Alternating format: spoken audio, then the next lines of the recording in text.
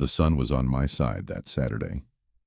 It wasn't baking the world like it does in the dog days of July, but giving off a kind August warmth that was drying the last of the night's dew from the worn rails of my porch.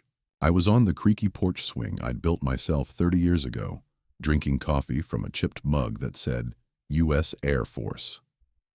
The coffee was cheap instant, but on mornings like this, it tasted better than anything from a fancy coffee shop.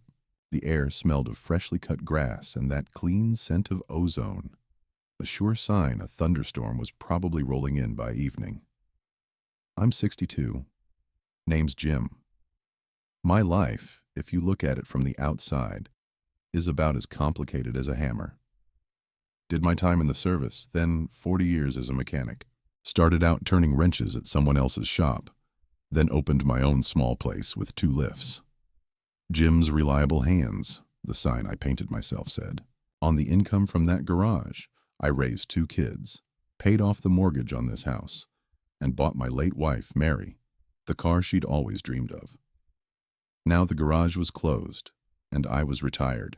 The hands that could once rebuild an engine blindfolded now had a hard time with the fine print on a pill bottle, but they still remembered the weight of a tool. Hey everyone, don't forget to subscribe and hit the like button so more people can hear this story.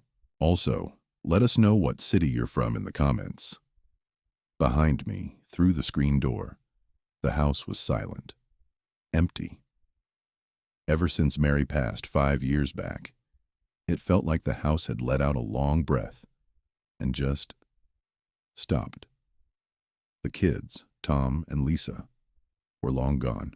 They had their own families, their own houses, their own problems. They called on Sundays, showed up for Christmas and Thanksgiving. They'd bring the grandkids, who would look at me with a polite curiosity, like I was a museum exhibit. They knew me as Grandpa Jim, the quiet old guy who sits in the corner and smiles at the wrong times. They didn't know the Jim who'd stayed up all night to fix their dad's first car, or the one who built their mom a dollhouse as tall as he was. If I'd known I'd end up a ghost in my own family photos, I'd have bought myself a boat instead of a house for the kids. But back then, I thought I was building a fortress, a legacy. Turns out I was just the maintenance man. My pickup, an old Ford F-150, sat at the curb, its faded paint glinting in the sun. That truck had seen more than any member of my family. It hauled the lumber for the addition on Tom's house, moved Lisa's furniture when she got married, and carried Mary to the hospital for the last time. If that hunk of metal could talk, it would tell you more about me than I ever could. But I had a place where actions spoke, not words. My workshop. It wasn't just a building. It was a detached garage behind the house that I'd built myself. From the foundation to the last nail in the roof, there was no elegance to it, only function. Cinder block walls, a concrete floor stained with old oil spots like battle scars. A workbench made from a thick slab of oak I'd traded a farmer for a tractor repair. The walls were lined with pegboards, where wrenches, screwdrivers, and pliers hung like surgical instruments, each one in its place. The system was only in my head, but I could find the right socket in the pitch dark just by feel.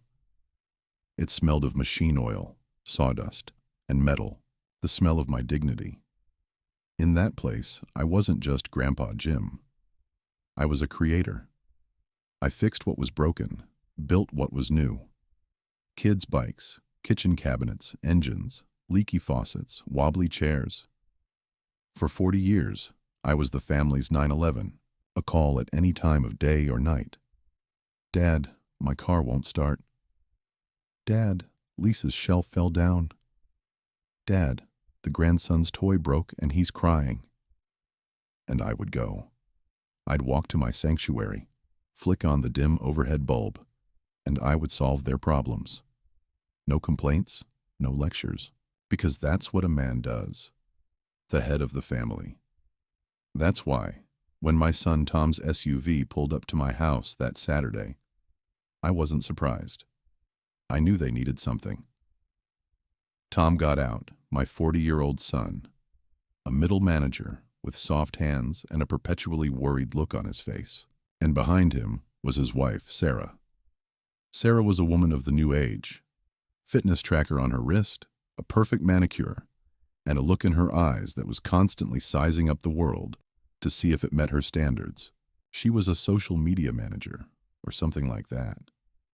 Made posts online for companies. It was a foreign language to me. I understood the language of engines. She understood the language of likes and shares. We lived in different universes. "Hey, Dad," Tom said, stepping onto the porch. "You busy?" "Never for you," I said, slowly getting up from the swing. My knees protested. "What's the emergency this time?" "Oh, it's just a little thing," Sarah chimed in, giving me a smile that felt a little too bright. The outdoor light on our back patio went out. Tom took a look. "But there are all these wires. We're afraid of getting shocked. You know about this stuff." I nodded. Electrical, plumbing, mechanical. My diploma was issued by life itself. "All right. Tools are in the workshop. Let's go." I led the way, feeling a little straighter, a little more purposeful. Here it was. I was needed again. My back straightened. I was walking toward my territory, my place of power. I took a set of keys from a nail by the door and unlocked the heavy padlock on the workshop. The door swung open with a groan, letting in a shaft of sunlight that set a million dust motes dancing. I walked in first, breathing in that familiar, sacred smell. To me, it was the aroma of reliability. I glanced around my kingdom. A carburetor sitting disassembled on the workbench, an old radio I was trying to fix for my grandson, stacks of lumber against the wall, cans of oil. This wasn't chaos. This was a creative process, frozen in time. Sarah followed me in. She stopped at the threshold, as if she were afraid of scuffing her pristine white sneakers. Her eyes scanned the shelves, the tools, the concrete floor. Her nose wrinkled in distaste. She didn't see the history in those oil stains. She didn't see the love in those handmade shelves. She only saw dirt. And then she said it. Not loudly, not with malice, but with that light, casual cruelty that cuts the deepest. "God, Tom," she said, turning to her husband, "what is this pigsty?" The word fell into the silence of my workshop, like a stone dropped into a still pond. Pigsty. It hit my ears, then my heart, and then it exploded in my head into 1,000 pieces. The world narrowed to that single word. I looked down at my own hands, at the black grease ingrained in the cracks of my skin, the kind that never fully washes out. I looked at the workbench, where my own father's hammer lay, the one he'd used to help build this house. I looked at the toy truck with a missing wheel the grandson had brought me to fix last Christmas. A pigsty. I turned and looked at Sarah. She hadn't even realized what she'd said. To her, it was just a statement of fact. A mess. Dirt. Junk. Then my eyes moved to Tom, my son. I waited. I waited for him to say, "Sarah, don't say that. My dad built this place with his own hands. Every single thing in here is a memory." I waited for him to defend me, to defend our past. But Tom just gave an awkward smile and a shrug. "Well, you know Sarah, Dad," he mumbled.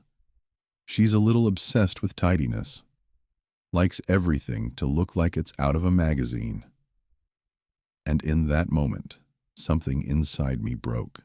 A cord that had been stretched taut for 40 years finally snapped, with a dull, silent thud. The pain wasn't sharp, but a deep, crushing ache. This wasn't just an insult. It was an erasure, a complete dismissal of my entire life, all my labor, all my quiet love that I had expressed through these tools, through this workshop. I was silent for a full minute. The air grew thick, heavy. I felt exposed, ridiculed in my own holy place. I didn't yell. I didn't argue. I'd been silent for 20 years, while they took my help for granted. I could swallow this too. But something had to be done. Something final. Slowly, with the same steady calm I used to tighten the most critical bolt on an engine, I walked over to the wall where a spare set of keys to the workshop hung on a nail. I took them down. They felt cold and heavy in my hand. I walked over to Sarah. She was looking at me, confused. I held out the keys. "Here," I said, my voice flat, empty of all emotion. "Take them." She looked from the keys to my face, bewildered. "What's this?" "The keys to this pigsty." I forced the word out. "It's yours now. You can turn it into your, what do you call it? A yoga studio. Or just throw everything out, tidy up, make it look like a magazine." Her eyes went wide. Tom opened his mouth to say something, but I held up a hand, stopping him. "I won't be in your way anymore," I said, looking not at them, but through them, into my past. "Fix your own damn light, or call an electrician. I'm sure he'll show up in clean shoes." I turned and walked out of my workshop, leaving the door hanging open. I didn't look back. I crossed the yard, walked up the steps to the porch, and sat back down on my creaky swing. I could hear them talking in confused whispers at the garage entrance, then the sound of their car engine starting and driving away. And I sat there, staring at the empty road. For the first time in 40 years, I felt completely free and completely alone. Inside, there was nothing but a scorched desert. My sanctuary now had a new high priestess of cleanliness, and I was the one who had handed her the keys. A message to you, the reader. We're just getting to know Jim, but maybe his story already feels painfully familiar. Maybe you've been in his shoes, or you know someone whose hard work and quiet sacrifice have been taken for granted. If this story is hitting home, hit the like button. It's the best way to say, without words, that stories like this need to be told. To find out what happens to Jim, to see if he can reclaim his dignity, and find a measure of justice, subscribe to the channel. We tell stories about real people and what happens when their patience finally runs out. You probably have a friend or a family member who needs to hear this story. Share it with them. Sometimes, just knowing you're not alone is the most powerful thing in the world. And finally, drop the name of your hometown in the comments. Let's see how many of us are out there, the ones who still believe that honor, hard work, and family are not just empty words. The silence that fell over the yard after Tom and Sarah left was different. It wasn't the peaceful quiet of the morning, but a thick, suffocating silence. It pressed in on my ears. I sat on the swing, motionless, staring at the open door of my workshop. It gaped like a black wound. For the first time in my life, I had no desire to go in there. My place of power had become a place of humiliation. I got up and went inside the house.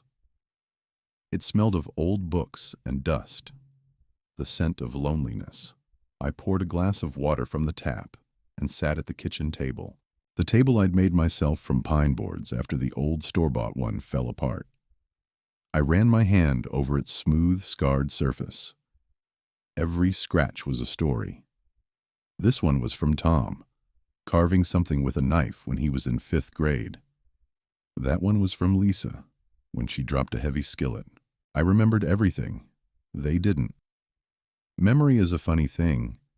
It's not a video recording. It's more like an old slide projector. Click. And a picture from the past appears, so bright and real it hurts. Click. I'm 24. It's winter, 20 below outside. Me and Tom, 16 at the time, are standing in that very workshop. It's still new then, smells of fresh concrete and lumber. In front of us is his first car, a rusted-out Dodge Dart I bought for $300 off a neighbor. Tom's looking at it with a mix of excitement and horror. "Dad, is this thing even gonna run?" he asks, kicking a rusty fender. "It'll run," I say, handing him a wrench. "But only if you make it run. I'll help, but you're gonna get your hands dirty." And so we started. Every night after my shift, every weekend, my hands already calloused from the auto shop, and his, soft, a student's hands. I taught him the difference between a carburetor and an alternator, showed him how to change the plugs, how to set the timing. The air was blue with cigarette smoke, and the sight of our own breath in the cold. Oil dripped onto the floor, leaving its first scars. We cursed when things got stuck, and we cheered when a stubborn bolt finally gave way. This wasn't just fixing a car. I was teaching him how to be a man. Teaching him that broken things can be mended with hard work and patience, that you don't give up. 2 months later, that Dodge Dart fired up. The roar of its old engine was music to our ears. I'd never seen Tom so happy. The look he gave me was full of awe and pride. In that moment, I was his hero, not just his dad. His hero. Where did that all go? When did the boy who proudly turned those wrenches stay silent while his wife called the place of our triumph a pigsty? Click. The slide changes. I'm 35. Lisa, my daughter, is in her room, sobbing. She's 15. Her first boyfriend just broke her heart. Her world has ended. Mary is in there trying to comfort her, but it's no use. I walk in. She's sitting on the bed, clutching a pillow. "They're all jerks," she says through her tears. "All of them." I sit down next to her. I'm no good with fancy words. I'm not a therapist. I'm a mechanic. I know what to do when something's broken. "Remember your bike, the one you wrecked last year?" I ask. She nods. "The frame was bent, the wheel was warped. You thought it was garbage. And what did we do?" "We fixed it," she whimpers. "That's right. We straightened it, painted it, made it better than before. A heart's the same way, kiddo. It's broken now, but it'll mend. You'll have some scars, but they'll just make you stronger. Now come on. I've got an old radio in the workshop. Need your help fixing it." And she came. We sat in the workshop until late, messing with old vacuum tubes and wires. She handed me tools, wiped away dust. She barely spoke, but I saw the worry lines on her forehead start to smooth out. Working with your hands heals the soul. I knew that for a fact. That night, my workshop was her sanctuary, a hospital for a broken heart. Lisa has her own house now. Big, beautiful place. 3 years ago, when she and her husband, Mark, were short on the down payment, I quietly went to my bank and withdrew $20,000 from my savings account. Almost everything I had put away for my old age, for that boat I dreamed about. I brought them the cash in a plain envelope. Lisa cried, hugged me, said she'd never, ever forget it. She forgot. Last Christmas, I was over at their house for a party. One of their friends asked Mark how they afforded such a great house. And Mark, clapping me on the shoulder, said, "We got a great rate on the mortgage, and Sarah's parents helped out a lot." He wasn't lying. He just omitted a few things, like my $20,000, like my boat that never happened. I stood there and smiled. The ghost at the family gathering. I kept my mouth shut. Didn't want to ruin their party. I thought they remembered. I was wrong. They say love is blind. Number. It's the hope for gratitude that's blind. Click. I'm 48. Tom is marrying Sarah. The wedding. Everyone's dressed up. I'm in my only good suit, a little tight in the shoulders. A week before the wedding, Tom comes to see me. Dad, there's this thing. Sarah wants these wedding arches with flowers and these little rustic wooden signs. It's the style now, but they cost a fortune. I look at his worried face. What do you want me to do? Well, you're good with wood. You think you could make them? And I did.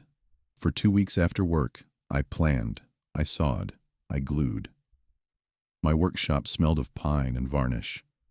I made 2 perfect arches, 10 signs with the words burned into the wood. Ceremony, reception, dancing. I lost sleep. My hands were full of splinters, but I was happy. I was doing it for my son, for his future. At the wedding, everyone marveled at the arches. Sarah, beaming, told her friends, "We commissioned them from a designer. Exclusive handmade pieces." I was standing off to the side and heard her. Tom caught my eye. He looked embarrassed. He walked over. "Dad, I'm sorry. Sarah didn't want people to know you made them. You know, appearances."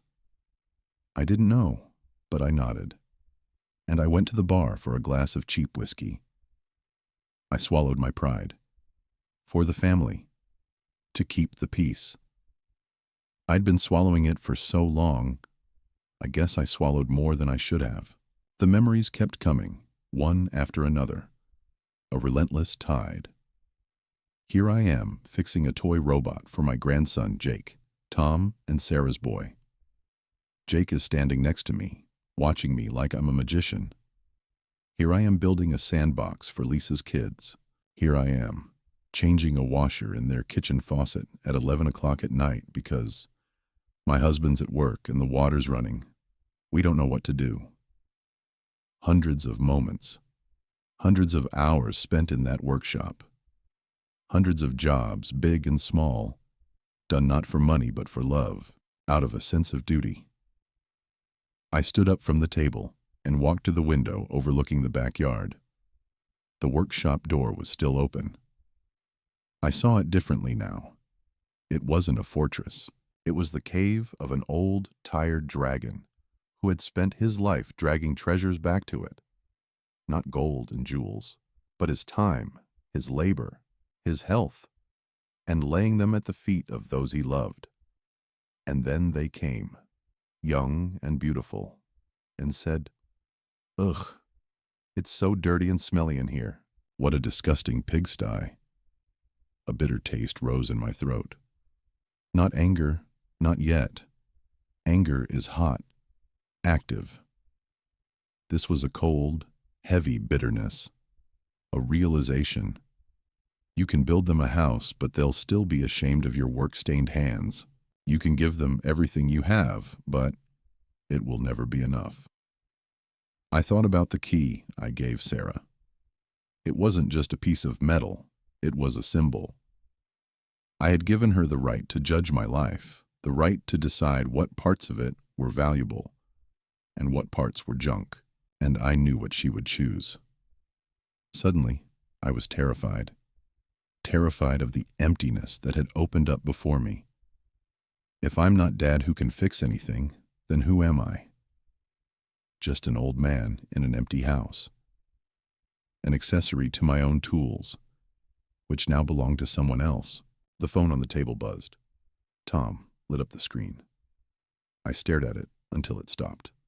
Then again, and again. 5 missed calls.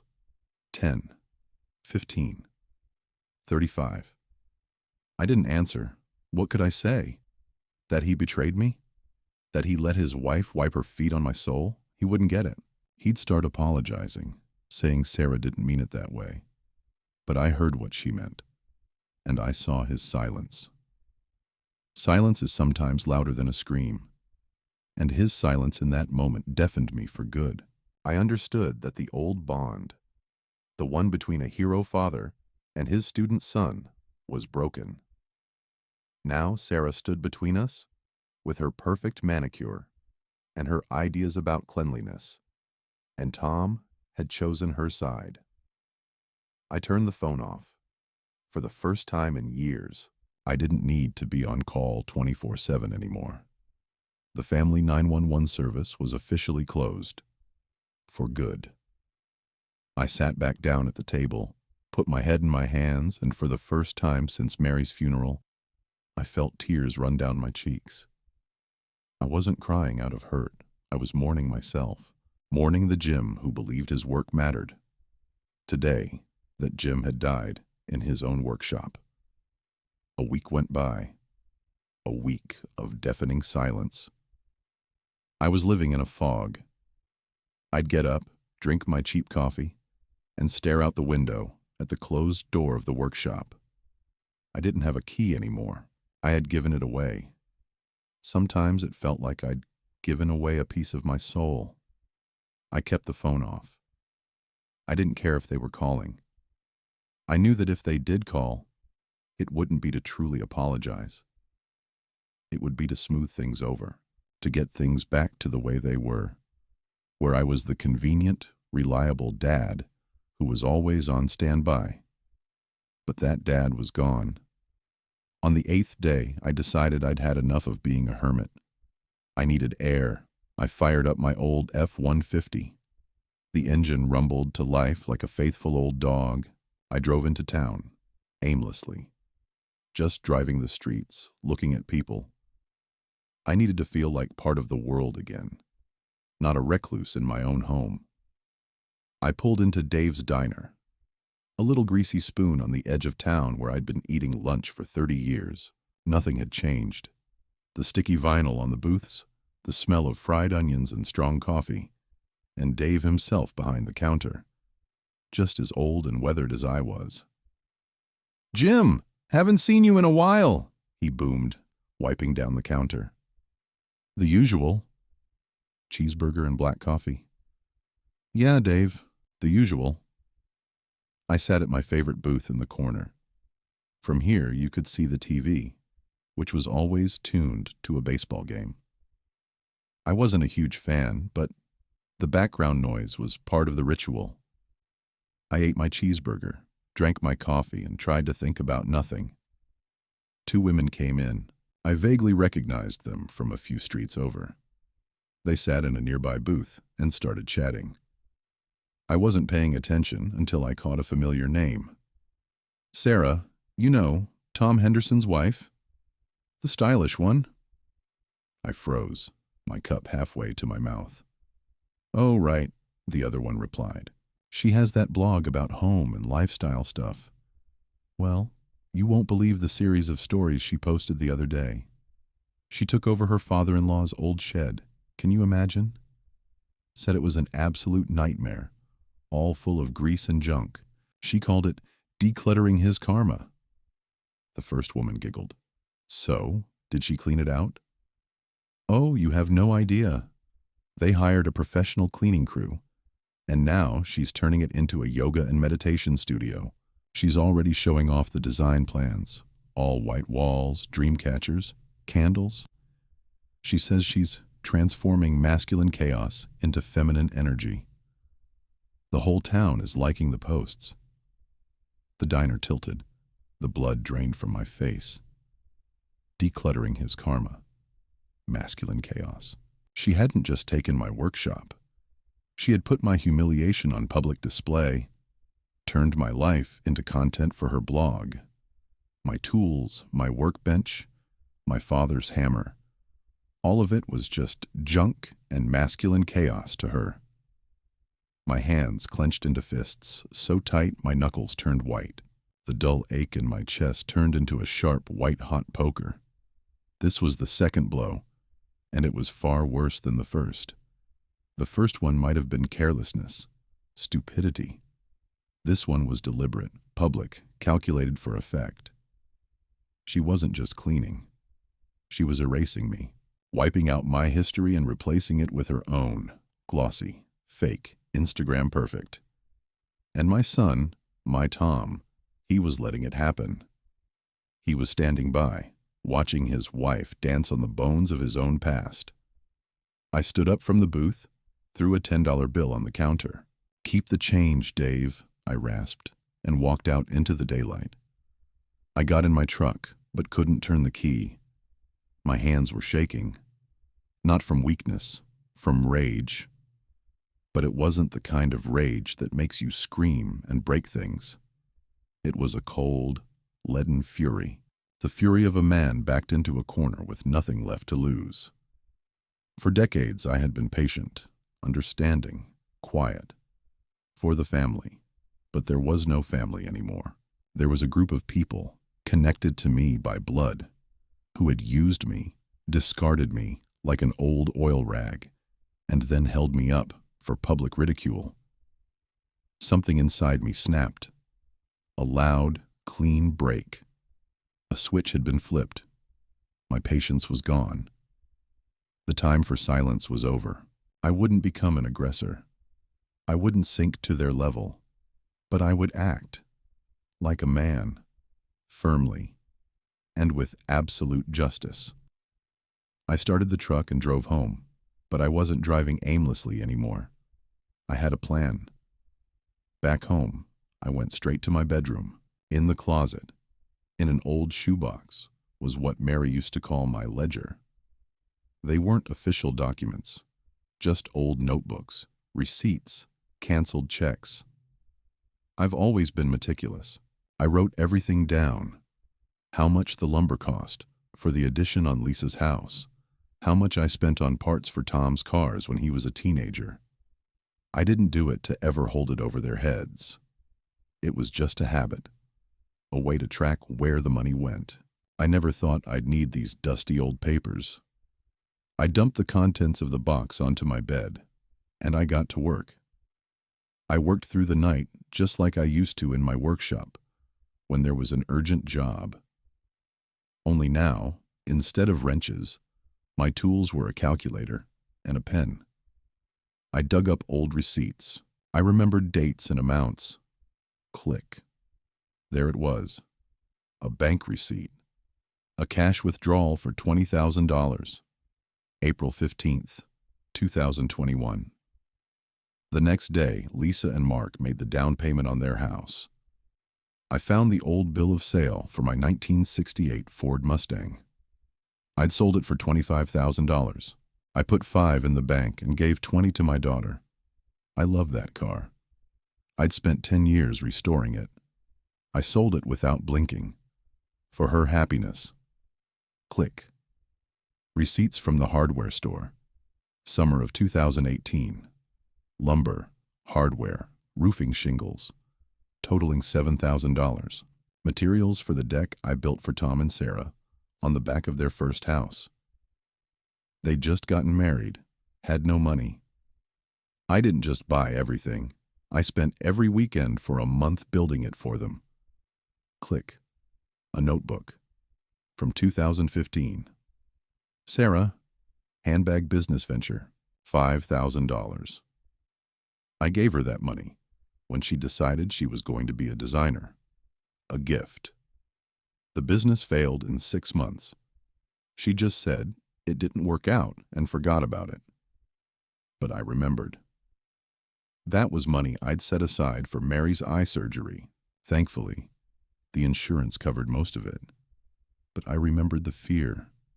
I found everything. The roof repair on Lisa's house after the hurricane. The new, expensive washing machine I bought them when theirs died. The 3 months of electric bills I paid when Tom lost his job and was broke. I didn't include the small stuff. I didn't count the fixed toys or the replaced light bulbs. I only took the big, tangible things. The cash infusions and the major projects. By dawn, I had 2 stacks of papers on my desk. One for Tom and Sarah. One for Lisa and Mark. Each had a cover sheet. I didn't write about my hurt feelings. I didn't mention the pigsty or the karma decluttering. My tone was cold, professional. It wasn't a bill. It was titled, "A Report on Capital Investments into the Family's Well-Being." For every major item, I attached a photocopy of the check or receipt, and at the bottom, beneath the final sum, I added a valuation of my labor. I went to the local builders union website and looked up their hourly rates. Carpentry, roofing, electrical work. I estimated the hours I'd spent, and I billed them at the lowest possible rate. The grand total for Tom and Sarah came to just over $42,000. For Lisa and Mark, it was around $38,000. The numbers were brutal. They were undeniable. At the bottom of each report, I added a few handwritten lines. This is not a demand for payment. This is simply for your information, so that you understand the true cost of what you call Dad's help, so that you know what kind of junk and masculine chaos your current comfort is built on. The workshop was a gift. You can consider its value as a partial payment against this report. I folded the papers into 2 large manila envelopes. My heart was beating steadily, powerfully, like a well-tuned engine. I didn't feel angry anymore. I felt just. I wasn't giving them a bill. I was giving them back a piece of reality, the reality they had worked so hard to ignore. I washed my face and changed into a clean work shirt and jeans. I looked at myself in the mirror. Staring back at me wasn't a broken old man, but a man who knew exactly what he was doing. My eyes were clear. The shaking in my hands was gone. I picked up the envelopes and walked out the door. It was time to make a delivery. I decided to start with Lisa. Her house was closer. I drove down the familiar streets that used to make me feel warm, but now just felt foreign. There was the school where I used to walk her, holding her hand. The park where I taught her to ride a bike. A bike I later fixed a dozen times in my workshop. I parked my pickup in front of their beautiful 2-story house, with its perfectly manicured lawn, the house that had cost me $20,000 and a dream I'd put on hold. Lisa looked out the window. When she saw me, she smiled and waved. The look on her face was one of relief. She probably thought I'd cooled off and come to make peace. She came out onto the porch. "Dad, hey, I'm so glad to see you. We were worried. You weren't answering your phone." "I've been busy," I said in a level voice, climbing the steps. I held out the envelope. "This is for you." She took it, turning it over in her hands with a confused look. "What is it?" "Read it. When you have a moment. Alone." I didn't wait for a reaction. I turned, walked back down the steps, and drove away. In my rearview mirror, I could see her confused figure standing on the porch, holding a large white envelope. Next was Tom and Sarah's house. It was in a new, fashionable suburb, cookie-cutter houses, identical lawns. A world built with a ruler. A world that had no place for an old, honest, oil-stained workshop. They were in the yard. Sarah, in trendy yoga pants, was doing stretches on a mat. Tom was trying to assemble a new patio lounger from a flat-pack box, and by the looks of it, he was losing. The instruction manual lay discarded on the grass. I chuckled to myself. He couldn't assemble a chair with instructions. But his wife was going to transform masculine chaos into feminine energy. The irony was so bitter I could taste it. I killed the engine and got out. They both turned. On Tom's face was a complex mix of guilt and irritation. Sarah looked at me with a cold curiosity, like I was an alien species. "Dad?" Tom stood up, brushing his hands off. "What are you doing here?" "Delivering your mail," I said, holding out the second envelope. He took it hesitantly. "What is this?" "Just read it, together. I think you'll find it interesting." I looked directly at Sarah. "Especially you.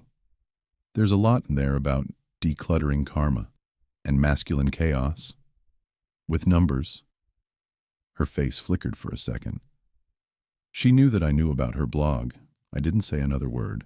I got back in my truck, started the engine, and drove off, leaving them standing in the middle of their perfect lawn with a ticking time bomb in their hands. When I got home, for the first time in a week, I felt a sense of relief. I had done what I had to do. I hadn't yelled. I hadn't accused. I had simply presented the facts. Cold, hard, undeniable facts. The ball was in their court now. I sat down on my porch, poured myself a glass of iced tea, and waited. I knew I wouldn't have to wait long. The first call came an hour later. It was Lisa. I turned my phone on and saw 35 missed calls from her and Tom. Now she was calling again. I answered. DAD. What is this? Her voice was a shriek. In the background, I could hear Mark muttering angrily. It's a report, honey. Just a report. $38,000. Are you out of your mind? You're sending me a bill for helping me? After everything We've what? I interrupted calmly. I just want you to know the price of that help. I thought you'd never forget that $20,000. But you did. And so did your husband. So I just decided to remind you. But you're my father. You're supposed to help. And I did. For 40 years. Free of charge, no days off.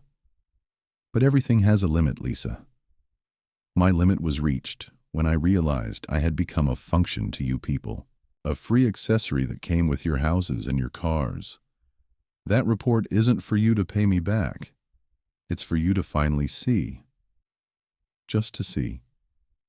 There was a choked silence on the other end of the line. I didn't know, she whispered. That's the whole point, I said, and I hung up. Tom's call came half an hour later. He wasn't yelling. His voice was tight and quiet. The voice of a man who's been sucker punched. Dad, we got your envelope. I hope you read it carefully, especially the fine print. Sarah is hysterical. You had no right. I had every right, I cut him off. I had a right to be respected. And you two took that from me. You stood there and said nothing while she called my life's work a pigsty. And then you turned it into a public spectacle. Decluttering karma. That's very creative, Tom. Very. I just tallied up the cost of all that decluttering. In dollars. It's a language you people seem to understand better. But those were gifts. You gave them to us. Yes, I gave. I gave because I thought I was giving to family. Turns out I was investing in a project that wrote me off as a loss. Don't worry, Tom. I'm not going to sue you. I just wanted you to have, right there in black and white, the real price of your comfort. A price paid with my time, my health, and the same hands you find so disgusting. Dad, You had a chance to say something that mattered back in that workshop, Tom. You didn't take it. It's too late to talk now. I hung up again, and I turned the phone off. I knew things would be different now. Maybe I'd lost them for good. But then I thought, who did I really lose? People who didn't value me? People who saw me as a convenient resource? Maybe it wasn't a loss. Maybe it was a liberation. That evening, for the first time in days, I walked into my backyard. I didn't look towards the workshop. My eyes were fixed on something else. Over by the fence, under an old blue tarp, there it was. My deferred dream. An old fishing boat I'd bought 15 years ago. Aluminum hull, battered sides. I was going to fix it up when I retired. Put it on the lake and just go for a whole week. But there were always more important things. Lisa's addition, Tom's deck, their broken down cars. I walked over and pulled back the tarp. The boat was covered in dust, the paint peeling. But the hull was sound, solid. just like me. I ran my hand along its rough side, and I suddenly knew exactly what I was going to do next. The next morning, I was at the hardware store. I bought a power sander, paint, primer, new brushes. I spent some of the money I'd saved for a rainy day. I figured the rainy day was already here, and the best way to get through it was to start building something. For me. I came home, wheeled the boat into the middle of the yard, and turned on the sander. The deafening screech of metal as it stripped away old paint was the sweetest music I'd ever heard. I was stripping away the old, the worn out, layer by layer, and underneath, the clean, bright aluminum was starting to shine through. I worked all day. I didn't think about my kids, about Sarah, about their bills. I thought only about making the lines smooth, about getting every last fleck of old paint off. My hands, which I thought had forgotten what real work felt like, remembered everything. The ache in my back felt good. The exhaustion was satisfying. I was a creator again, but this time, I was creating for myself. This was my new project, my new life, and I was building it myself, from the ground up, without looking back. 3 weeks went by, 3 weeks of silence from my former family, and the roar of a power sander in my backyard. I had thrown myself into fixing the boat with the same ferocity I once used to fix their broken lives. It was my salvation. The physical labor pushed the bitter thoughts out of my head. Every inch of stripped aluminum, every new rivet, every coat of primer was like a balm on my wounded soul. I wasn't just stripping paint, I was stripping away the pain. I stopped waiting for their calls. I realized I hadn't just sent them bills. I'd sent them a mirror, and they didn't like what they saw. That was their problem now, not mine. One evening, as I was sitting on the porch, nursing my sore hands and admiring the almost fully restored hull of the boat, a car pulled up. Not Tom's SUV, not Lisa's crossover. A beat-up old sedan.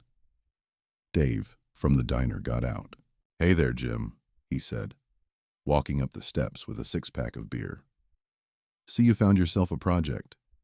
Finally decided to tackle that old tub?" "Figured it's waited long enough," I said, taking a beer from him. We sat on the swing, popped the tops in silence.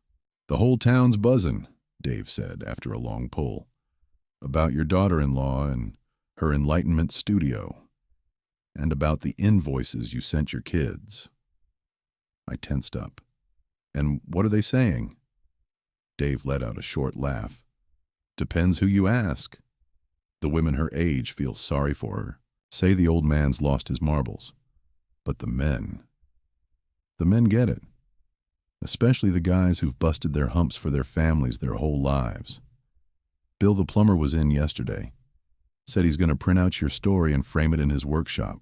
Calls it the Declaration of Independence." I couldn't help but smile. For the first time in a long time, a real smile. "I didn't want a war, Dave." "You didn't start a war, Jim," he said firmly. "You just stopped being a casualty. There's a difference. You and me, Jim, we're the old guard. We were raised to believe your love is measured in calluses, not words. They live in a different world.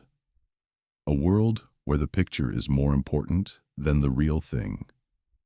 Where an Instagram post is worth more than 40 years of a father's care. Don't you blame yourself.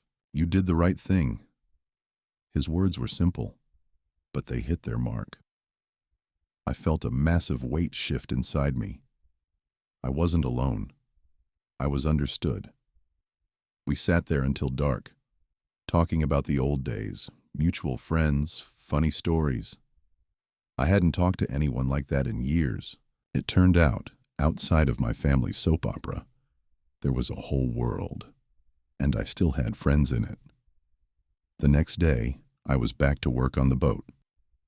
I'd almost finished the hull and was starting on the engine. I was hunched over the old outboard motor. When the gate to my yard creaked open, I turned. Tom was standing on the path, alone. No Sarah. He wasn't wearing his usual office clothes, but old jeans and a t-shirt. He looked thinner, exhausted. He just stood there, watching me work. There was no anger in his eyes, no resentment, just a bottomless kind of weariness. "Hey, Dad," he said quietly. "Tom." We were quiet for a moment. The sounds of the neighborhood seemed far away. "I came to talk," he finally said. "So talk." He walked closer. He looked at the boat, at my hands, black with grease again. "I've been thinking, this whole time, about your report, about everything. At first I was furious. I couldn't believe you'd do that. But then I started to remember." He sat down on an overturned bucket. "I remembered that old Dodge, how we fixed it up. I remembered how proud of you I was. I remembered you building me a treehouse, teaching me how to change the oil in a car. I buried all of it, so deep, I forgot. I'm ashamed, Dad."